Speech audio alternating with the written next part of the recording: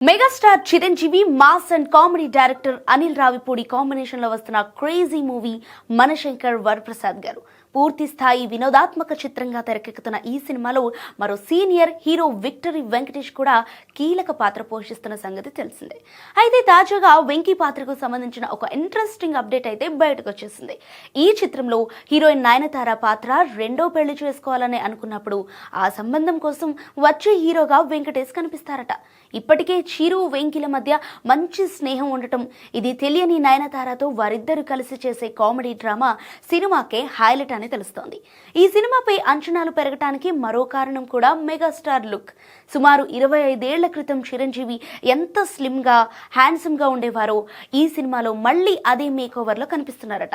సాహు గారుపాటి, చిరంజీవి కుమార్తె సుస్మిత సంయుక్తంగా నిర్మిస్తున్న ఈ చిత్రం 2026 సంక్రాంతి బరిలో దిగేందుకు సిద్ధమవుతోంది.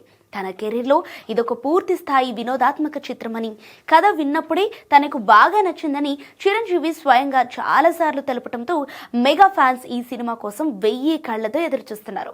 అనిల్ రావిపూడి మార్క్ కామెడీకి ఈ ఇద్దరు స్టార్ హీరోల టైమింగ్ తోడైతే బాక్స్ ఆఫీస్ వద్ద నవ్వుల వర్షం కురవటం ఖాయం.